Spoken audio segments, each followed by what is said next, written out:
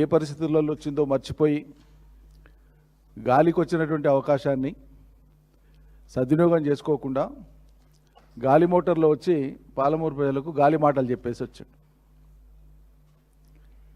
పచ్చి అబద్ధాలు.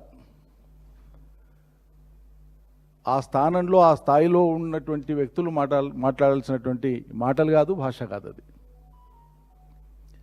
ఈ అబద్ధం అనేటువంటి పదానికి కనుక అంగిలాగా వేస్తే దాని పేరు ముఖ్యమంత్రి రేవంత్ రెడ్డి అవుతారేమో అనిపిస్తుంది.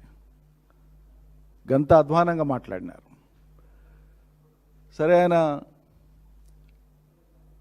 జూరాల కాడికి పోయినారు. జూరాలలో ఆయన చూసింది బురదనే. ఎందుకంటే జనవరిలోనే క్రాప్ హాలిడే ప్రకటించింది. ఆ మాట మేము 10 సార్లు చెప్పినాం ఇప్పటికీ.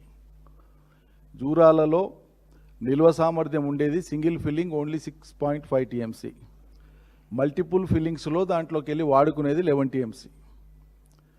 దాని మీద ఆధారపడినటువంటి ప్రాజెక్టులు దాదాపు 6 లక్షల ఎకరాలకు నీళ్ళు ఇచ్చేటువంటి లిఫ్ట్లు ఆధారపడినాయి దాని మీద, కుడి ఎడమ కాలువలతో పాటు.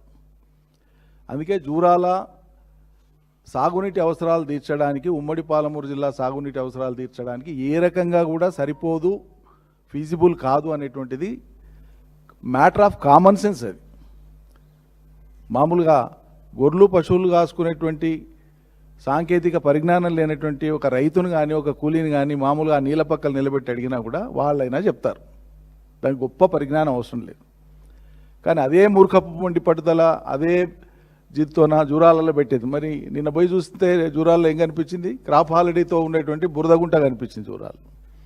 ఆ నుంచి ఎగిరి వచ్చిన తర్వాత నార్లాపూర్కి వస్తే ఏం కనిపించింది? పక్కల రిజర్వాయర్లో నీళ్లు ఉన్నాయి. కాబట్టి జూరాలను సోర్స్ చేసేది ఉండే అనేటువంటి మాట ఇంకా ఇన్నేళ్ల తర్వాత కూడా ఇంకా మాట్లాడడం అనేటువంటిది అపరిపక్వతను, అజ్ఞానాన్ని తెలియజేస్తుంది. ఇక ముందు మాట్లాడకపోతే ఆ స్థాయికి, ఆ హోదాకు గౌరవం ఉంటుంది. దాన్ని మిగిలియమని చెప్తున్నాను.